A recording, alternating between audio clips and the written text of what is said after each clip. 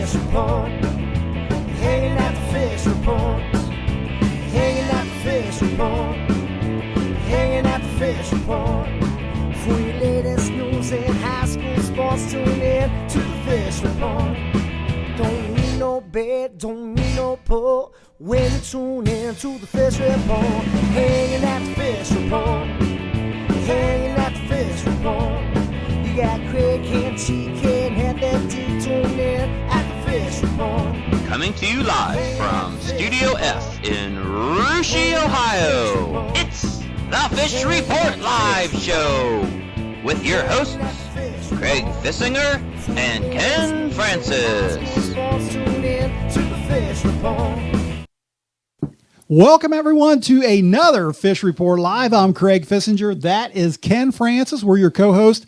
Back in our sound room, of course, it's the dynamic duo tonight of TK and Heavy D. Going to be chatting with those guys a little bit later in the program. And Ken, here at Fish Report Live, we love our Shelby County sports, no doubt about that. But tonight, we're heading up to Mac Country. We're talking a little volleyball and football. And we got a couple big interviews lined up, don't we? Yes, we are, Craig. Really looking forward to them tonight, Craig. And you know, it's a big night tonight on national television. You got the stages set. You got Donald Trump on one side. You got Hillary Clinton on the other side, Craig. And you know what? Most of the people are tuned into the Fish Report. That doesn't surprise me. I know. I tell you what.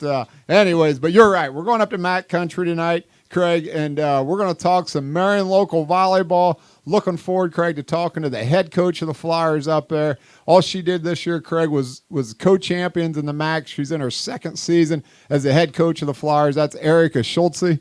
And also, Craig, we're going to go over to Minster, Craig, and talk to one of the most dynamic running backs, all-around good athlete over there for the Wildcats, and that's Bryce Schmiesing. Craig, last week he had 6 rushing touchdowns in a game, and last year he was second-team All-Ohio. He's a great defensive player as well. Really looking forward to talking to Bryce about their win they had recently over the Coldwater Cavaliers and the big game they got this week coming up against Versailles. Yeah, a lot of fun stuff to talk about. Can't wait to get to all that. But before we do, just like we do here every Wednesday night, we have our weekly poll question. And speaking of MAC volleyball, tonight's poll question has to do with MAC volleyball. Yes, it does, Craig. We're going to ask our viewers out there, which MAC volleyball team do you feel will make the longest tournament run this year? Will it be the Coldwater Cavaliers, the New Bremen Cardinals, the Marion Local Flyers, or the Versailles Tigers? Craig, those are 4 excellent volleyball teams right there. You know, they're all led by great coaches, great players, and all 4 challenged for the MAC title this year. And you know, we'll see what happens. Yeah, speaking of those 4 teams, Ken, you're right. They're 4 great teams. I know last week when we ended our show, the MAC conference title wasn't quite figured out yet. Some games to play on Thursday night. It did get decided. Why don't we take a look at those MAC standings and see what happened? Well, Craig, going into the final game of the regular season there, the Flyers were sitting on 8-0. Versailles was at 7-1. Marion had a tough test, Craig, going over to Coldwater, and Coldwater won that game. So what happened, Craig? You ended up with a co-champions. The Marion Local Flyers ended up 8-1, as well as Versailles on 8-1. Coldwater, Craig, just a dynamic volleyball team, as well as New Bremen, Craig. You know, New Bremen is led by one of the best players in Ohio, if not the best player in Ohio, in Paige Jones. And you look at those conference standings, Craig, you had 4 teams, 8-1, 8-1, 7-2, 7-2. And then look at the other teams in the league, how balanced that was. Yeah. I mean, just all well below 500 there. And you look at St. Henry, 3-6 overall in the league, but 14-8 overall. So that just shows you the strength of the MAC. No doubt about it. No doubt about it. And, you know, Ken, our next guest that we have, it's hard to believe, but back when we started this show, I think she might have even been playing high school volleyball at the time, high school basketball. She went on later to star at Bowling Green. Now she's the head coach of the Marion Local Flyers and was just honored on Tuesday night with the MAC Coach of the Year, Co-Coach of the Year award. She's Erica Schulze. We're happy to have her live on the phone right now. Coach Schulze, welcome to Fish Report Live, and thanks for joining us. Absolutely. Thank you for having me. Well, listen, first of all, congratulations on being the MAC Co-Coach of the Year with Coach Kenzie Brugman over there at Versailles. I'm sure that's a nice honor for you to get to finish out the regular season. I'm sure you're focusing now on the tournament, but you had a number of girls coach that picked up all conference honors. How does that go down with your team? Is that something you share with them, or how do they find out about those honors? Yeah, I was very happy that many of my players got recognized in the MAC, and having such a large amount of girls get honored, I think, is a true testament to the balance of our team. But yeah, so the day that the results were released, I let the girls know, but I think word was already out with who made it and stuff. So I let them know, but I think they already beat me to the punch. All right. Well, hey, listen, we just mentioned it wasn't too long ago that you were starring as a volleyball and basketball player over there at Minster and also at Bowling Green. Coach, how has that transition gone for you from such a short time ago from a high school and college athlete to now a high school coach? Yeah, it's been great. I mean, I love athletics in general, and I just love the sport of volleyball. But I feel my high school and college athletic experience has definitely prepared me for coaching.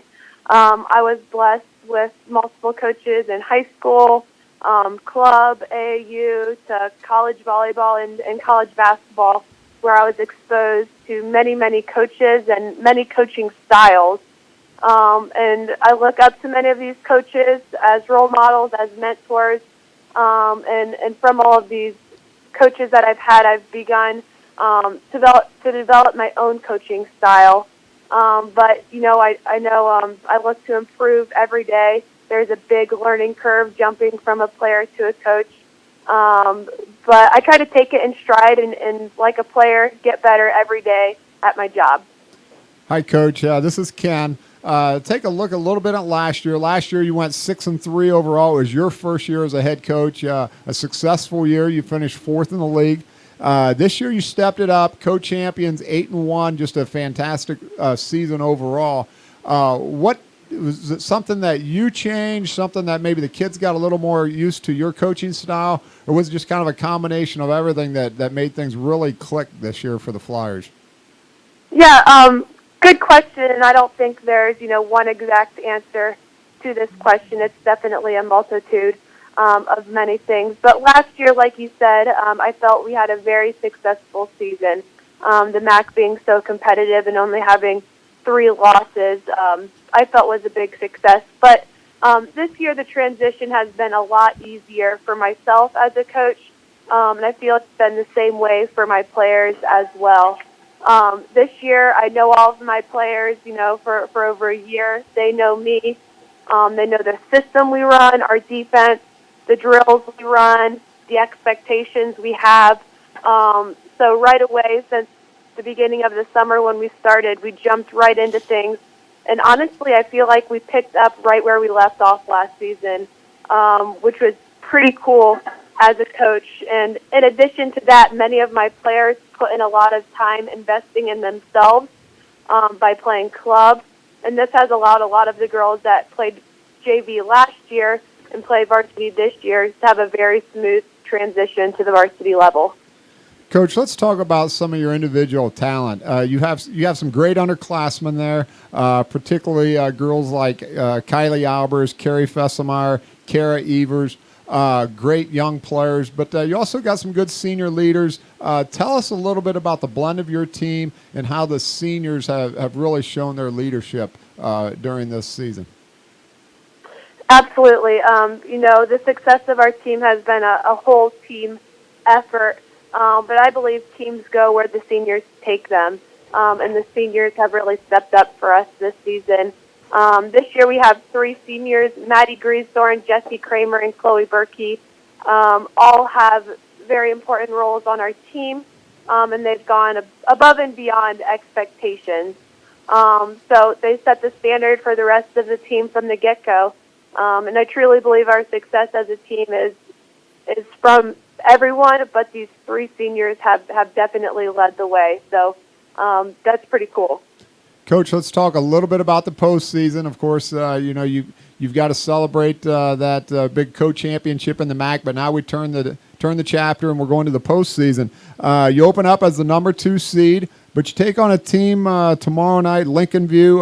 They beat Lima Perry relatively easy the other night. You never know what to expect in the postseason, and so what's it going to take for your Flyers to get out of this Van Wert district? Yeah, like you said, tournament, you just never know. So we're going to approach it like every other game.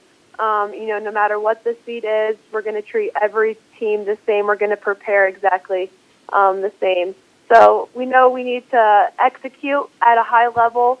It starts with serve and serve receive, running our offense efficiently, girls making plays at the net, our defenders, like we have all season, make plays in the back row, and just play our style of volleyball. From there, we hope to get a great win and keep building momentum from there for the rest of our tournament run. Hey, Coach, listen, one more question and we'll let you go, but I'm sure you would agree that Marion Local, a lot of your success, probably you have to give credit to your assistant coaches. And here at Fish Report Live, we have a couple assistant coaches that are pretty big characters. They're the guys back in our sound room, TK and Heavy D. We've got them on our monitor right now. And like I said, they're definitely a couple characters. But I don't know if you're like me or not, but do you ever get the feeling you spend more time with your assistant coaches maybe than your own family sometimes? Oh, absolutely. No, I couldn't agree more. Many, many hours in the gym, a lot of time preparing with your coaches before games, after games, things like that. But I have great support system in Marion Local, and I'm truly blessed as a coach, with all of my assistants, as well as the community support. But I'm also blessed to have a family and a husband that love volleyball just as much as I do. So between my parents and my husband, Jay, going to most of my games, I'm lucky to have their support as well in all of this. Coach, well, listen, from Fish Report, we wish you the best of luck during your tournament run here. We thank you very much for being on our show tonight. Again, congratulations on the MAC championship, your co-coach of the year honors in a very tough league over there. And, go Flyers, and good luck tomorrow night against Lincoln View. Well, I appreciate that. Thanks for having me. Thanks, Coach.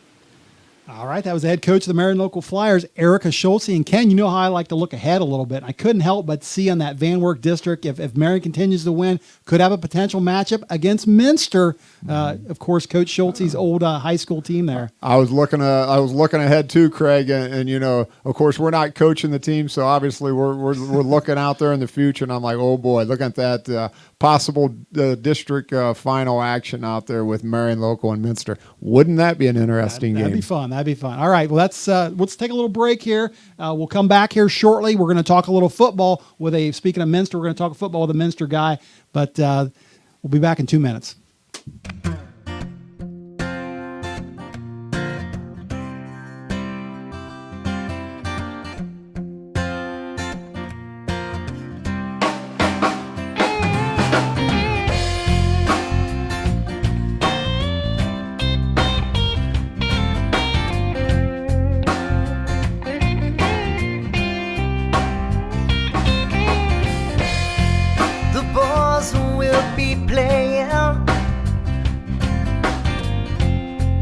Stage at the leaving van.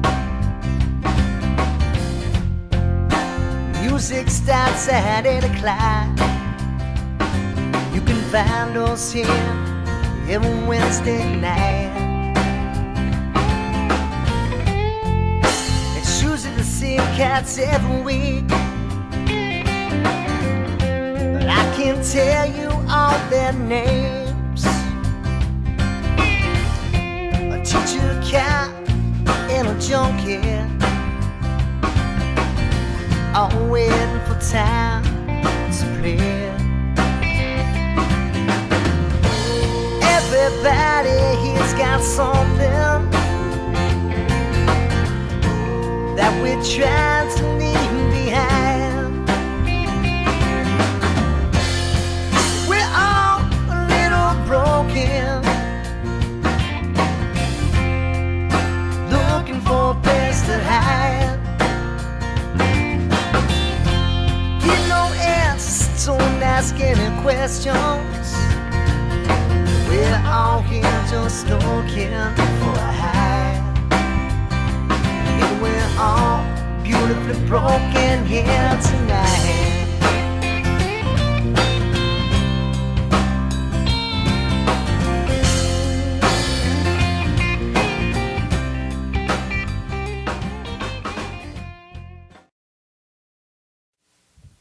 Welcome back to the second half of Fish Report Live. Before the break, we were talking some MAC volleyball. Going to talk a little MAC football now, Ken. And what do you always say about the MAC? Well, Craig, when it comes to MAC football, I've said it before, I'll say it again, and I honestly mean this.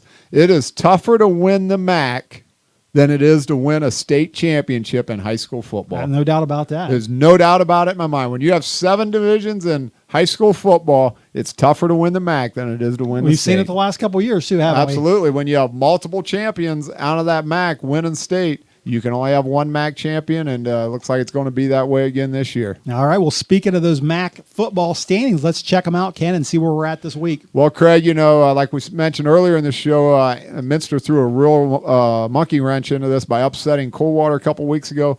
Coldwater sitting at 5-1, Marion Local sitting at 5-1, St. Henry at 5-1. So, you look at the middle of the pack there. Fort Recovery, defending state champion. Anna's having a nice year. Delphus St. John's, Versailles at 3-3, and then Minster clear down there near the bottom. Craig at 2-4. But with the computer points they generated with that huge win over Coldwater, they're sitting real fine shape to make the postseason. Yeah, and a couple of those 5-1 teams you just mentioned there, Marion Local and St. Henry, are going to lock horns this Friday night, so that'll be interesting to see how that one shakes out. And Ken, the Minster Wildcats, we like to follow them, and they're not at the top of the standings right now, but they've got one player over there that's had some big games this year, and that is, of course, Bryce Schmiesing. Back in September against Lehman, he racked up 212 yards at halftime, ended up the game with 268, came close to the school record of 302, but in that blowout win over there, 44-21, like I said, just ended it with only 268 yards. Then, of course, you mentioned at the top of the show the big win against Coldwater. He had a big touchdown reception in that game. And then last week, you also mentioned this against New Bremen, 6 rushing touchdowns. Like Incredible. I said, just some big games this year, and we're happy to have him live on the phone right now. Bryce Schmiesing, welcome to Fish Report Live, and thanks for joining us. Yeah, thanks for having me. Well, listen, we were just going through some of your stats, some of your big games this year. And for our viewers out there that don't follow the Minster program as closely as maybe some of your fans over there and saw that you had 6 rushing touchdowns last week, they might be thinking, hey, wasn't this guy like a wide receiver the last couple of years? So what exactly is your role in the team this year? Well, graduating Evan Hillsman at our running back last year, I knew that we were going to have some spots to fill. And Coach Stokes, he was getting us prepared throughout the winter, and he just put me at running back, and I accepted the challenge. Well, you've done very well, that's for sure. And by my count, Bryce, you've got 9 rushing TDs this year and 3 receiving TDs. So sorry if I miscounted there, but you've got some pretty good teammates around you as well, and quarterback Jared Hulsman and wide receiver Jonathan Niemeyer. Now, sometimes we'll hear about how a quarterback and the receivers or even the running backs have a certain kind of chemistry that just makes things work. Do you share any of that chemistry with Jonathan and Jared? Yeah, our whole team gets along really well, and we're all friends out there, all just trying to accomplish the same goal. And every week we just go out there fighting together. Bryce, hi, this is Ken. Before we talk about the game coming up this week, we got to go back a couple weeks and talk about one of the biggest regular season games, maybe in the recent history of Minster High School, and that was the big win you guys had over Coldwater. Coldwater came into that game. They're the 4-time defending state champion. They're 6-0. They had a 29-game winning streak. And, honestly, they came in. It was Minster homecoming. And you guys really just laid it to them. I mean, you were ahead early. And what gave the Wildcats, what gave your team and your teammates even the brink of hope of thinking, hey, we can win this game? Well, through the off season, we all work extremely hard, and then going into the season, we all expect to win every game that we go into, and whether it's Coldwater, Marion, the top dogs, we want to go in there and compete just like they do, and we hope for the best of the outcomes. Bryce, let's talk a little bit about the postseason here, and obviously that win played a huge role when it comes to postseason computer points for the Wildcats. In Region 28, you're currently at 4-4. You're sitting ranked 5th in the postseason rankings in the playoff poll. What's it going to take for the Wildcats the remainder of the season to get a decent postseason seed? Well, as of right now, I think that we have a playoff spot, but winning these next 2 games for us will be huge because it gives us a lot of confidence going into the postseason, and it might even give us a chance to host a playoff game.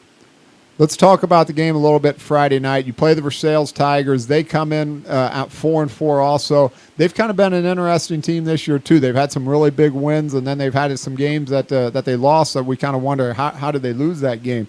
But here's a team that Versailles has really struggled to move the ball this year, and they're last actually in the MAC in offense.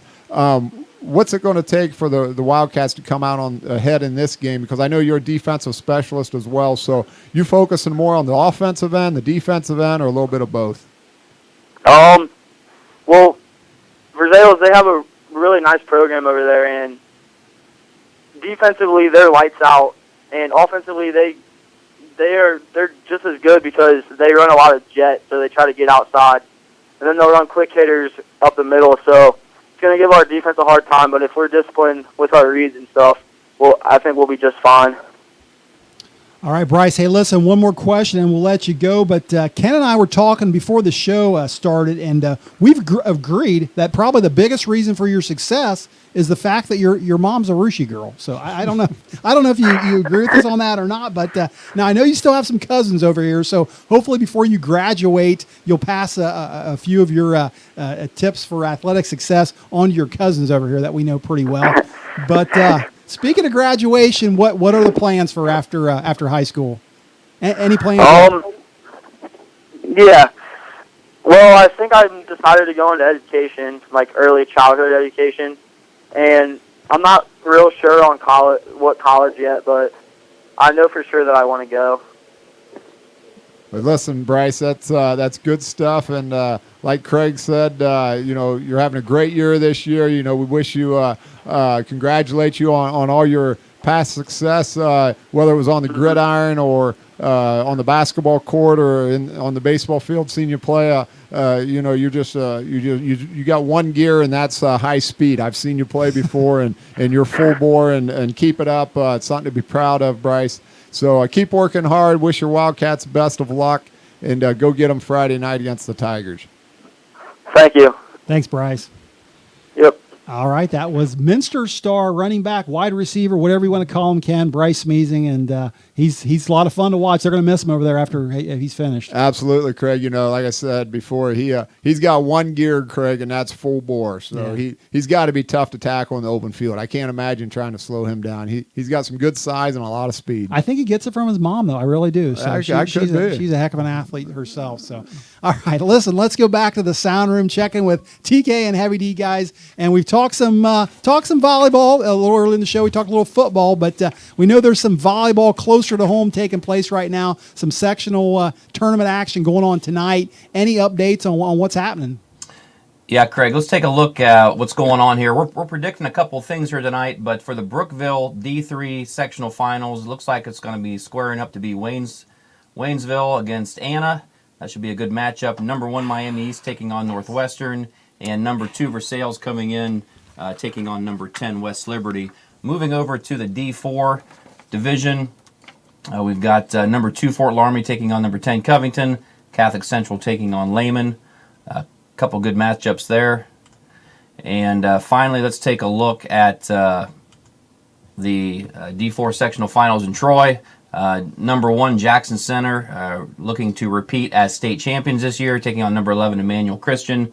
And our number 9 Russia Raiders taking on number 3 Southeastern. So a lot of good matchups there coming up in volleyball. Yeah, Russia with a little bit of an upset tonight, beat a higher-seeded Riverside team, and now they take on a higher-seeded Southeastern team. So we'll see if the Raiders can keep it rolling. Absolutely. I think what Russia's showing you tonight, Craig, is that they've got a nice team. They got good talent. And, Russia played as tough a schedule during the regular season as probably anybody. We mentioned the MAC schools before. They played several of them. And, of course, when you play Fort Laramie twice, Jackson twice, and Anna twice, that's 6 more tough games. So, that tough schedule is paying off for the Raiders right now. All right, and we don't want to forget our cross-country runners. Let's go over to TK for that. And TK, some big district meets coming up this Saturday. Yeah, a lot going on this Saturday. Things really get wound up as everybody tries to make it to the beginning of November over there just east of Columbus. So we're looking at the Southwest District. Of course, that's where our Raiders will run. If we flip up the numbers there and the times, everything kicks off at 10 o'clock. And this year things change a little bit for the Raiders. They're headed down to Cedarville for that district run. Instead, the last couple of years we're in North Dayton. So we're kicking them off at 10 o'clock with the D1 girls and girls, and then the boys go. Then then the D2 starts at 11:30. Then that's of course girls and boys, and then finally our Raiders will run at 1 o'clock with the girls starting there, and then 1:45 the boys will run. And of course, in our division we've got girls 8 teams qualify and 32 individuals. And then the boys side, we've got 9 teams and 36 individuals. Of course, that's based on the number of teams and athletes in the district. Yeah, we talked about that last week a little bit. Those teams, TK, and of course the our predictions of the top 4 or 5 teams, and at least the top 4 teams in the girls and boys. A lot of those teams going to be at that district, and so expect a good meet. Yeah, it's going to interesting format this year. They've changed it a lot, so we'll see how things pan out for all the teams and the viewers. And I know, Heavy D, you've actually been down to the Cedarville course a little earlier this year, and like most cross-country courses, if you want to see things, you got to kind of move. You got to get around. You got to move. The course is extremely flat. Expect the course to be hard, dry, and fast this week, so the runners should put up some good times. Speaking of times, looking at specifically the times of the girls down there, looking at 2 girls probably going to be fighting it out for the lead in that. We got Carmen Knapp from Bradford running about 19's her fastest so far this year. And then Lorenza Cervini from Miami East also right around 19. So those 2 girls should be battling out for the D3 title. And then looking overall on the girls side, we got Covington and Russia. They'll probably be the top 2 teams. West Liberty Salem, as we talked to their coach last week, also a fine team there. The Russia boys got their work cut out for them, but they're one of those teams that could step up and move on as well, because they've got 9 teams coming out of that. We look north to the MAC. Probably the biggest talk there, of course, is the Minster girls. Just a stacked team. They got 6 girls in the top 50 in the state right now. Just a really, really good, strong team there. St. Henry's got a shot to make it out of that, as well as a couple other teams, but Minster still the team to beat right now. Craig, I want to ask you one thing about these races over there in Cedarville. Now, correct me if I'm wrong here. I've never heard this before in my life, but I think I'm right. If you get second, you still really won. You're right. If you get second, you're a district champion. Am I right? You're right. It's now is that some OHSAA strange thinking here again? Yeah, there used to be. I know there used to be 2 races, 3 races, maybe at one time. Now it's just 1 race, and for whatever odd reason, they award 2 district champions and 2 district runner-ups. So yeah. So if you get second, you really got first. That's the way they're. So if there was 7 divisions and you got 14th, you still got first. Everybody's a winner. Everybody's a winner. Yeah. All right, now we'll be interested to see how all that pans out. They could run 2 races over there, I suppose, but I guess you might as well run them all in the same race, and we can get out of it a little quicker that way. So. Well, that's true. Otherwise, instead of having 6 races, you'd have 12 races. So yeah. You're right there. So, all right, good stuff, guys. And one more thing to get to, and that is tonight's poll question. Ken, why don't you read that to our viewers again? Which MAC volleyball team? We talked a lot of MAC volleyball action tonight.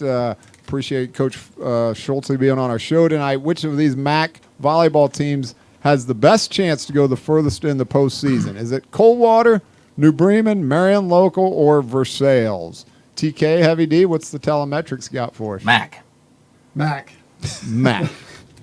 MAC wins. Of all those teams, Marion Local is pulling 44% of the votes, and they're the favorite tonight, with New Bremen coming right next to them with 33%. So good teams. They're all good Coach teams. Schulze must be on her computer. My money's on Coach Schulze. I was there the day she was born. She's a winner. No doubt about that. Right. Good stuff, guys. Do want to say special thanks to Coach Schulze for coming on the show, as well as Bryce Schmiesing. Ken and I and the crew will all be back again next week, hopefully with a couple other big interviews. Until then, have a great rest of the week, and good night, everyone. Hanging at the fish report. Hanging at the fish report. Hanging at the fish report. Hanging at the fish report.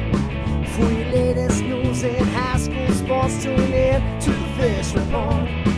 Don't need no bed, don't need no pole when you tune in to the fish report.